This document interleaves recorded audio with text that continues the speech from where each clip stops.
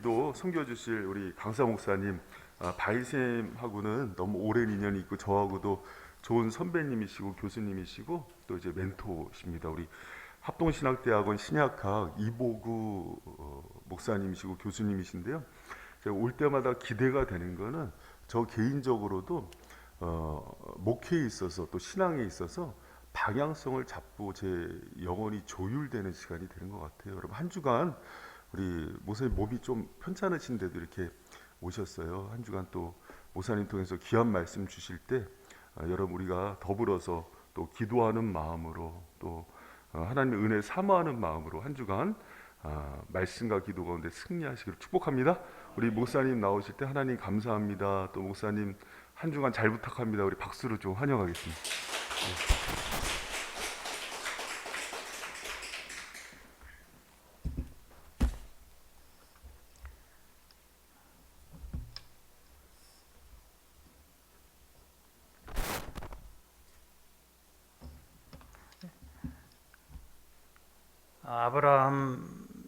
아브라함이 아브라함 되기 전에, 그러니까 아브람으로 있을 때 하나님이 갈대아 우리에 있는 아브라함을 불러내셨죠. 그리고 고향과 친척과 아비 집을 떠나 내가 지시할 땅으로 가라, 그렇게 말씀하셨고, 이 말씀을 따라서 지시하신 땅, 이 약속의 땅 가나안에 도착했습니다. 당시의 가나안은 죄악의 진원지였습니다. 아니 하나님이 나라를 새로 시작하면서 그 터를 잡으려면, 우리가 명당 뭐 이런 거 얘기하잖아요. 기독교에서는 아니지만 어쨌든 하나님이 그 나라를 시작하려는 그 땅이 정말 거룩하고 깨끗하고 누가 봐도 하나님 나라구나 하고 하는, 세상과 구별되는 거, 이런 곳이 돼야 되는데 하나님 그렇게 안 하셨고, 그 당시에도 가장 죄악의 진앙지라고 할 수 있는 가나안 땅을 끌어들이셔서 여기야, 이렇게 말씀하신 거예요. 그때 조카 롯도 함께 동행해서 왔습니다. 근데 그들이 그곳에 도착해서 얼마 지나지 않았는데 흉년이 들었어요. 또 이상하잖아요. 하나님의 나라를 시작하는, 하나님의 새로운 역사를 시작하는, 구속의 역사를 시작하는 이 놀라운 일을 행하시는데 그 땅도 이상하고 그 땅에 왔는데 흉년이 들었어요. 이게 도대체 어떻게 이해해야 합니까? 라는 질문을 할 수 있겠죠. 최소한 하나님이 이끌어 들으셨으면, 그래서 다 버리고 왔으면 먹고 살게는 해주셔야 될 거 아닙니까? 이런 마음의 불편함이 일어날 수도 있었을 거예요. 그래서 그들은 결국 그 땅을 버리고 애굽으로 내려갑니다. 먹을 것을 구하기 위해서 내려가죠. 이때 아브라함은 자기 생명을 보존하기 위해서, 우리가 잘 아는 얘기죠, 자기 아내 사라를 누이라고 말하게 됩니다. 그래서 애굽 왕이 사라를 아내로 왕궁으로 취하여 드리고 아브라함에게는 아주 재물을 후하게 내려줬어요. 소, 양, 또 노비는 사람인데 흔히 노예이지요. 지금 그 성경을 보면 노예가 제삼 명단에 들어가 있는 걸 볼 수 있을 겁니다. 양과 소와 노비와 암수, 나귀와 낙타, 이런 걸 풍성하게 주었어요. 그러나 하나님이 이 일로 인해서 애굽 왕에게 큰 재앙을 내리셨고, 애굽 왕은 깜짝 놀라가지고 아브라함에게 사라를 도로 내어주고 애굽에서 떠나가게 했습니다. 그들은 그 재물을 다 가지고 다시 원래 땅에 있던 가나안 땅으로 돌아오게 됐죠. 근데 가나안 땅으로 돌아와서 그들이 먼저 거했던 베델과 아이 사이에 있는 그 작은 땅에 도착했는데, 이것은 아브라함이 처음으로 여호와께 제단을 쌓고 여호와의 이름을 불렀던 곳이다, 이렇게 되어 있습니다. 우리가 성경 한번 보시면 13장에 나와 있는데요. 13장 4절에 보면 그가 처음으로 제단을 쌓은 곳이라 그가 거기서 여호와의 이름을 불렀다 이렇게 되어 있습니다. 제단을 쌓았고 여호와께 제단을 쌓았고 여호와의 이름을 불렀다 이 말은 제사 드렸다는 말이고 신약 시대로 표현하면 예배를 드렸다라는 뜻입니다. 이 표현은 우리가 잘 아는 로마서 12장에 보면 거룩한 산 제사를 드리라 할 때 이는 너희들 영적 예배니라. 제사라는 말과 예배라는 말이 함께 같은 동의어로 사용된 걸 볼 수 있죠. 자, 근데 잘 보시면 12장 6, 7절에 보시면 아브라함이 하나님의 인도를 받아서 가나안 땅을 들어갈 때 들어온 땅 곳이 어디냐 세겜 쪽으로 들어왔습니다. 그리고 세겜 쪽에 들어왔을 때 6절에 보면 세겜 그리고 그곳이 가나안 사람이 사는 곳이었고 7절에 보면 이 땅이다라고 했을 때 제단을 쌓았다 이렇게 얘기하죠. 12장 7절에 제단을 쌓았다. 여호와께 예배드렸다는 거예요. 도착하자마자 여호와께 예배를 드렸고 그 다음에 다시 8절에 가게 되면 그 세겜에서 이동해 가지고 베델과 아이 사이로 도착했는데 거기에서도 12장 8절에 보면 그곳에서 여호와께 제단을 쌓고 여호와의 이름을 불렀다 이렇게 말하고 있는 걸 볼 수가 있습니다. 예배드렸다는 것이죠. 그리고 애굽으로 내려갔다가 다시 돌아왔을 때 13장 4절에 보면 거기서 다시 여호와께 제사를 드리고 제단을 쌓고 여호와의 이름을 불렀다 이렇게 되어 있습니다. 자, 우리 아브라함의 삶의 특징이 뭐냐 한 걸 한마디로 보여주는데 그건 뭐냐면 어디를 가든지 하나님께 예배 드리는 삶을 살았다라는 거예요. 상황이 어떻게 됐든지 간에 그들이 어디를 가든지 간에 형편이 어떤지 간에 그거를 초월해서 하나님께 예배 드리는 삶을 살았다. 예배 우선의 인생을 살았다는 것을 보여줍니다. 이게 아브라함의 삶의 특징입니다. 아브라함 한마디로 말하면 어떤 사람이었느냐? 예배하는 사람이었다는 것이죠. 그의 삶은 예배자의 삶이었습니다. 자, 이렇게 베델과 아이사에 도착해서 롯과 함께 살고 있는데 문제가 생겼어요. 재물을 많이 얻어갖고 왔잖아요. 근데 그들이 살고 있는 그 땅은 이미 브리스 족속과 가나안 사람들이 살고 있었고 재물이 많다 보니까 함께 살기가 어려웠어요. 롯의 가축을 키우는 목자와 아브라함이 가축을 키우는 목자들이 서로 싸우는 거예요. 여러분 중에 혹시 저기 시골 출신들은 소를 키워보신 분들도 계실 것이고, 근데 소 먹이러 간다, 뭐 이렇게 하는 얘기가 그거 쉽지가 않거든요. 꼴 많은 데를 찾아가서 풀어놔야만 이제 매를 배불리니까. 그래서 계속 싸우는 거예요. 그래서 아브라함이 결단을 합니다. 롯을 불러서 우리가 헤어져야 되겠다. 자, 이렇게 해서 아브라함이 롯에게 먼저 땅을 선택할 기회를 줬어요. 9절에 보면 저는 개역 개정판이고 여러분도 이전에 개역판이어서 조금 다를 수 있는데요. 제 성경으로 읽겠습니다. 네가 왼쪽으로 가면 나는 오른쪽으로 가고 네가 오른쪽으로 가면 나는 왼쪽으로 가겠다. 이렇게 얘기함으로써 롯에게 땅을 먼저 선택할 기회를 주었죠. 자, 그래서 거기 10절부터 13절까지는 롯에 대한 이야기입니다. 그리고 14절부터 18절까지는 아브라함의 이야기인데 정말 중요한 내용이 둘 사이에 네 가지로 대조되고 있어요. 오늘 이 내용만 잘 알고 가도 굉장히 이 본문을 제대로 이해하는 것이 될 거예요. 의도적으로 롯에 관한 이야기를 먼저 해놓고 아브라함에 관한 이야기를 하면서 둘 사이에 네 가지를 1대1로 비교하고 대조시키고 있어요. 롯이 눈을 들어서 요단 지역을 바라보았습니다. 그리고 소돔을 선택했죠. 자, 왜 롯이 소돔을 선택했을까? 그 이유는 10절과 11절에 나와 있는데 이렇게 얘기하죠. 10절에 보면 이에 롯이 눈을 들어 요단 지역을 바라본즉 소알까지 온 땅에 물이 넉넉하니 여호와께서 소돔과 고모라를 멸하시기 전이었으므로 여호와의 동산 같고 애굽 땅과 같았더라. 그러므로 이렇게 돼 있어요. 그러므로 11절에 그러므로 롯이 요단 그 온 지역 다시 말해 소돔과 고모라 지역을 선택했다 이렇게 되어 있어요. 선택의 기준이 뭐였냐면 두 가지로 나오죠. 하나는 여호와의 동산 같았기 때문에요. 여호와의 동산이라고 하는 것은 에덴 동산을 이야기하는 거죠. 자연적인 입지 조건이 너무 좋은 거예요. 소돔은 온 들녘이 모두 경작지로 쓸 수 있을 만큼 평야였고, 또 요단강을 끼고 있어서 물이 넉넉했고 곡물이 풍성했어요.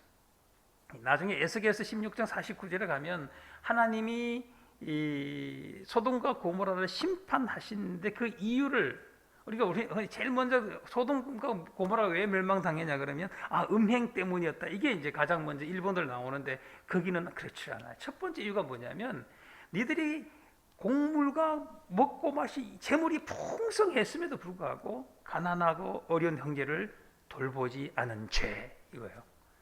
음행보다도 먼저 언급이 되는 게 가난한 형제에게 사랑을 베풀지 않은 것이다. 그렇게 이야기하고 있는데 그만큼 그들은 뭐냐면 풍부했어요. 먹고 마실 것이 풍요로웠어요. 두 번째는 애굽 땅과 같았다 이렇게 얘기해요. 근데 애굽 땅과 같았다는 말도 사실은 비슷한 의미를 우선 가질 수가 있어요. 왜냐하면 우리가 출애굽에서 나올 때 하나님이 약속하셨죠. 젖과 꿀이 흐르는 땅으로 이끌어 드린다. 가나안 땅. 그런데요, 젖과 꿀이 흐르는 땅 이 말을 가나안 땅에만 쓰는 게 아니라 성경을 잘 찾아보시면 애굽 땅에도 씁니다. 젖과 꿀이 흐르는 땅으로 돌아가자 이렇게 얘기합니다. 그러니까 애굽 땅에 그들이 살고 있던 그 나일강을 끼고 있는 그 삼각죽 그 엄청난 평야, 그들이 먹고 살기 너무너무 좋은 곳이었어요. 물이 있고 평야였다. 동시에 어떤 의미를 갖냐면 애굽이 어떤 곳이었어요? 문화적으로 아주 발전한 곳이었습니다. 그리고 수공업이 발전했고 건축술이 뛰어났고, 이제 이건 다 성경의 내용들을 유추해서 보는 거예요. 통신망도 발달했던 것으로 생각돼요. 오늘날처럼 핸드폰 쓰고 이러진 않았겠지만 19장에 가면 하나님의 소돔과 고모라를 멸망시키실 때에 그들이 하나님의 사자가 도착했을 때 어떻게 연락이 됐는지 사람들이 금방 다 몰려온 거예요. 연락망이 굉장히 발달되어 있었던 걸 우리가 알 수 있죠. 자, 이렇게 좋은 자연 조건과 문화적인 발전으로 이루어진 소돔과 고모라였습니다. 그러나 이건 겉모습이었고 그곳에 살고 있는 사람들의 모습을 보면 13절에 이렇게 말씀하죠. 소돔 사람은 여호와 앞에 악하며 큰 죄인이었더라. 먹고 살고 그들의 문화적인 조건과 자연적인 조건 너무 좋고 최고의 부를 누리고 있으나 실제로 그것을 누리고 있는 그 사람들은 여호와 앞에서 악한 자들이었다, 죄인이었다 이렇게 말합니다. 물질적인 풍요로움이 죄악의 풍요로움을 만들어내고 있는 거죠. 그러니까 참 아이러니입니다. 우리는 가끔 착각하죠. 뭔가 부요하고 모든 것이 만족되면 내가 하나님께 정말 거룩하고 충성스럽게 살 것 같아 이렇게 하는데 그렇지 않다. 그런 경우도 있겠지만 인간이라고 하는 본성은 죄악된 성품을 갖고 있어서 모든 것 육체적인 만족이 이루어지면 뭐해요? 죄악을 꿈꿉니다. 희한해요. 이게 아주 그래서 하나님이 때로는 가난하게, 때로는 좀 아프게, 때로는 부족하게 해서 하나님만 바라보게 만드는 은혜이죠. 그것을 나쁘게 생각할 게 아니라 은혜다 이렇게 우리가 바라보아야 합니다. 여기서 여호와 앞에서 죄인이었다 이 말은 여호와를 대적하는, 영어로 against 하는 이런 의미도 있어요. 그러니까 여호와를 대적하는 죄인들이었다는 거예요. 식물은 풍족했지만 가난한 자들을 도와주지 않았고 모든 것의 목표를 음란에 두었고, 그런 사람들을 결국은 여호와를 대적해서 하나님을 대적해서 가증한 일들을 행했다라고 성경은 정리해 주고 있습니다. 자, 그러므로 우선 소돔을 선택할 때에 자연의 풍요, 문화적인 발전을 둘러싸이는 소돔의 겉모습만 보았지 음행과 하나님을 대적하는 죄악으로 가득 찬 그들의 속모습, 실상은 보지 못했습니다. 자, 그래서 롯은 어떤 특징을 갖고 있냐면 물질에는 눈이 밝았지만 신앙에는 눈이 어두웠다는 걸 보여주는 거예요. 물질에는 밝았지만 영적인 눈은 굉장히 어두웠다는 것이지요. 이렇게 자신의 눈이 보는 것을 쫓아 소돔을 선택한 롯은 결국은 영적인 피폐함의 길을 가고 맙니다. 자, 이제 아브라함의 선택을 한번 볼까요? 이제 아브라함의 선택이 14절부터 설명되는데, 아브라함은 거주지를 선택할 기회를 롯에게 먼저 주었어요. 근데 이것은 결국 뭘 의미하냐면, 아브라함은 이 롯에게 선택권을 주고 자기는 헤브론으로 이제 가게 되잖아요. 그 말은 뭐냐면, 아브라함은 이미 롯에게 선택의 우선권을 줄 때 자기는 헤브론으로 가겠다고 선택한 거예요. 어떤 사람들이 이렇게 얘기하죠. 롯이 그 땅을, 요단강 지역을, 소돔과 고모라 지역을 선택했기 때문에 어쩔 수 없이 헤브론으로 갔다, 이렇게 얘기할 수 있지만 헤브론만 있는 건 아니거든요. 나머지 땅이. 헤브론은 해발이 900에서 1000m 정도 되는 산악지대입니다. 그리고 먼저 롯에게 우선권을 줬다고 했을 때는 이미 나는 산악지대로 가겠다고 선택한 이유가 뭐냐면, 이전에 어떤 사건이 있었는지 한번 생각해 보면 금방 나타나요. 어떤 일이 있었어요? 재물이 많고 소와 양과 나귀들이 많아서 결국은 그들을 함께 먹고 마실 땅이 부족해서 싸워서 결국 헤어지는 상황인데, 그렇다면 모든 사람이 어떤 지역을 선택하겠어요? 그렇죠. 물이 많고 평야지대고 그래서 경작지가 좋고 먹고 마실 수 있는 게 풍요로운 땅을 당연히 선택하겠죠. 근데 그 선택권을 먼저 줬다는 얘기는 결국 나는 그 땅 안 가고 산악지대로 가겠다라고 하는 것을 마음속에 이미 결정한 거예요.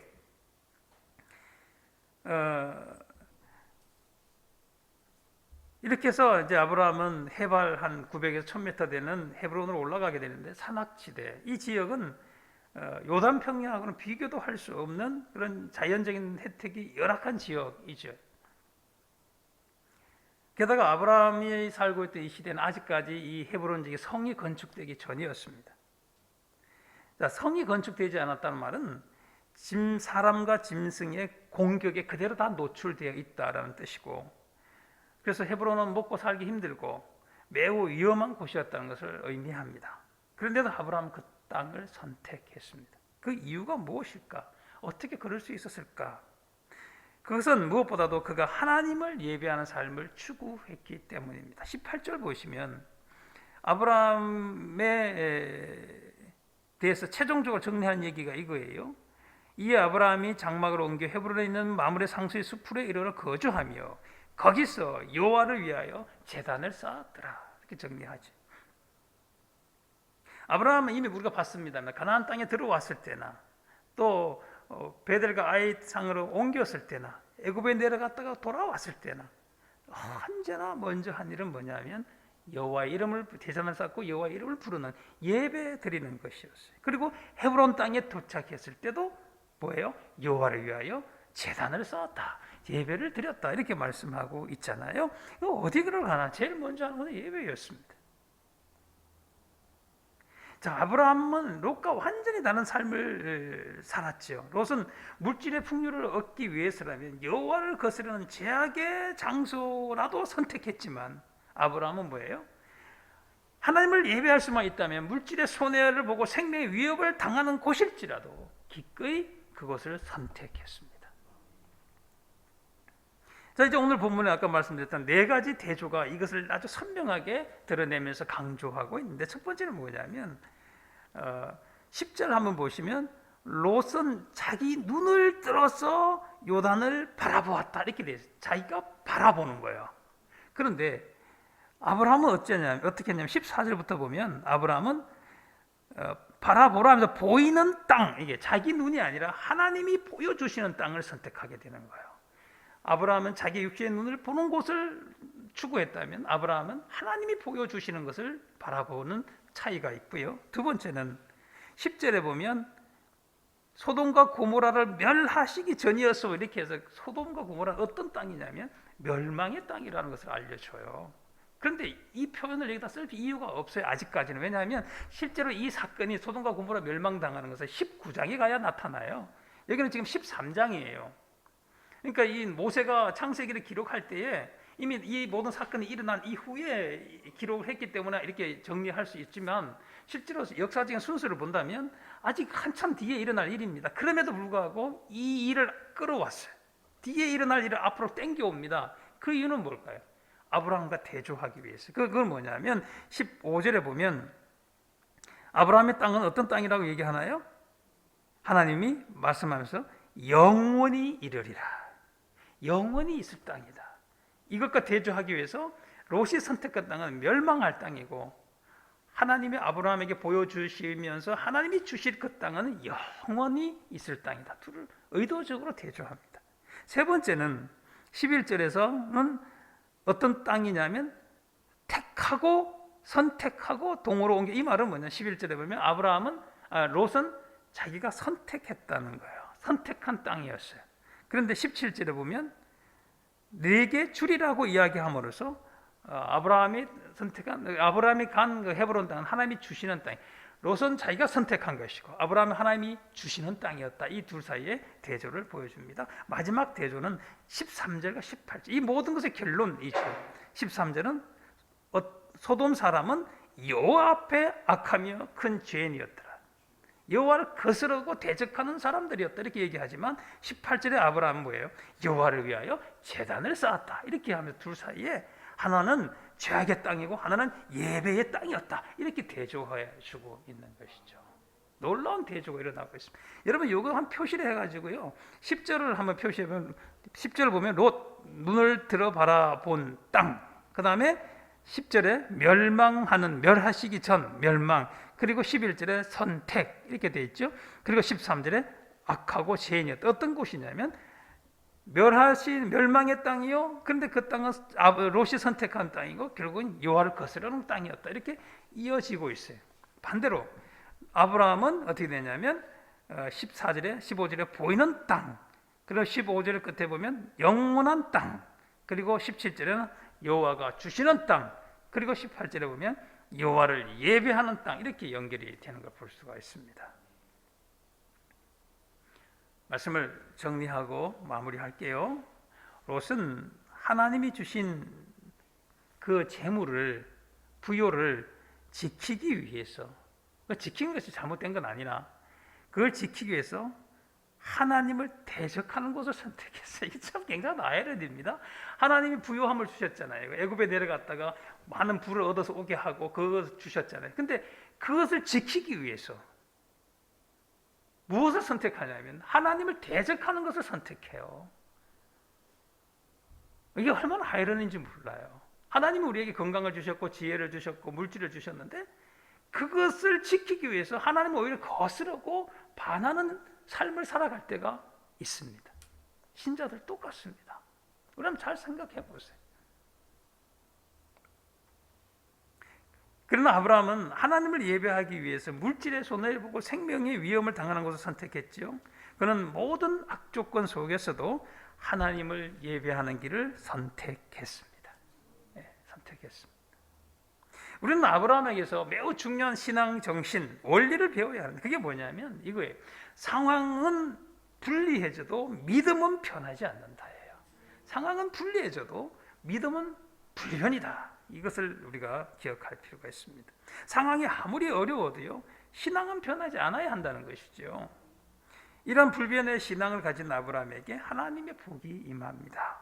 주를 위한 선택에 하나님께서 복을 주셨지요. 전염병의 창궐로 인해서 성도뿐 아니라 세상 모든 사람들이 어려움을 겪고 있습니다. 마스크를 쓰고 앉아서 예배를 드리고 목사가 이걸 끼고 설교를 하고 참 희한한 시대. 역사상 없었던, 물론 옛날에 보면 뭐 아주 중세에 뭐죠 흑사병 뭐 이런 걸로 인해서 많은 어려움이 있었습니다만 그 후에 또 한 차례 또 있었지만 지금 이게 참 희한한 경험을 우리가 하고 있는 거예요. 그래서 교회 회집도 매우 제한을 받고 있습니다. 그럼에도 불구하고 우리는 하나님을 예배하는 일에 소홀해서는 안 돼요. 이게 정당화시켜줄 수는 없다는 거예요. 교회에서 모이지 못하니 집에서 인터넷을 놓고 TV를 통해서 예배를 들어도 된다 그러니까 예배를 그냥 소홀해도 되겠구나. 아니 그게 그런 생각을 하지 않아도요. 인간의 본성이 그런 방향으로 가게 되어 있어요. 저도 집에서 예배를 드려봤어요. 집에서 인터넷을 통해서 TV로 놓고 이렇게 예배를 드리는데 자세가 달라, 생각이 달라요, 태도가 달라지더라고요. 복장도 그리고 앉아 있는 자세도 이거는 예배자라기보다는 그냥 시청자예요. 시청하는 자로 거기에 앉아 있는 모습을 봤어요. 그래서 어쩔 수 없는 상황에서 예배를 집에 드릴 수밖에 없다고 하지만 그게 정말 하나님께 드린 예배라면 이런 태도로는 아니다라는 생각을 하게 되더라고요. 그래서 어제 저도 이 안양에 있는 교회 협동 목사로 있습니다만은 어제 교육자들 모임에서 잠깐 그런 얘기 했어요. 우리가 부교육자들이 여럿 있으니까 다른 거 무슨 주중에 하는 모든 것들 하나도 못한다 하더라도 이런 건 다 후순위고 우선순위는 예배다. 그렇다면 예배의 횟수를 늘리자. 1부부터 5부, 6부, 7부를 만들어 놓고 한 예배당에 그냥 그때 뭐 50명이 오든 뭐 10명이 오든 간에 해가지고 전 교인이 그 중에 하나는 들어와서 예배를 드릴 수 있도록 하자. 지금 이것 때문에 사회적 거리 두기 때문에 집에서 예배 드려도 된다 이렇게 되는 거잖아요.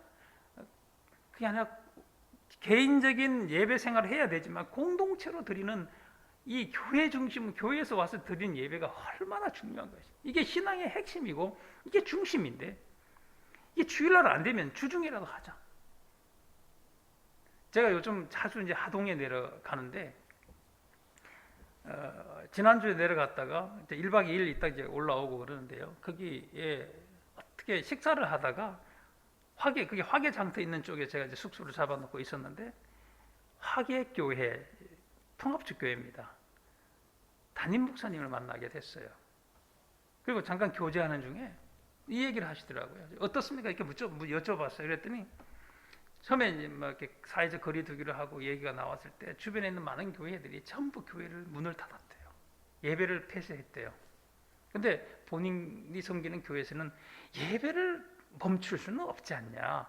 그건 옳지 않다. 그래서 일주일 동안 한 명씩 와도 괜찮다. 한 명씩 앉아서 한 명씩 오면 한 명씩 돌아가면서 예배를 드리더라도 우리는 예배를 드려야 한다.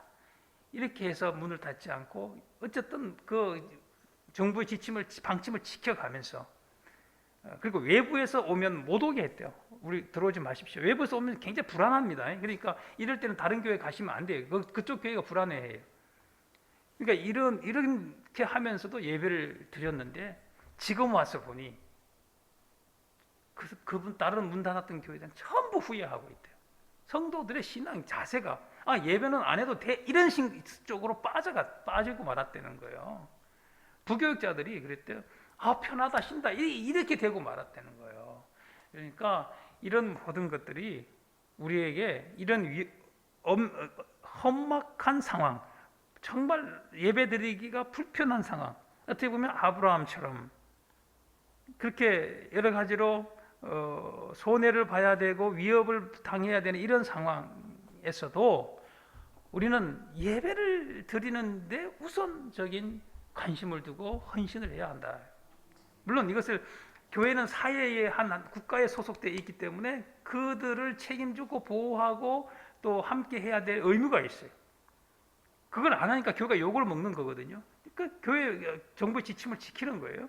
그래서 그걸 지켜가는 그 안에서 우리가 예배를 최대한 특히 주일 예배를 일주일에 한 번 드리는 공동체로 드리는 이 예배를 우리가 어떻게 하면 정말 시청자로서의 자세가 아니라 예배자로 예배를 드릴 수 있을까 하는 집에서 한다 해서 그게 안 된다는 얘기가 아니에요. 그러나 하여튼 가능하면 이 모든 것을 지키면서 주일 예배를 최선을 다해서 드릴 수 있는 그런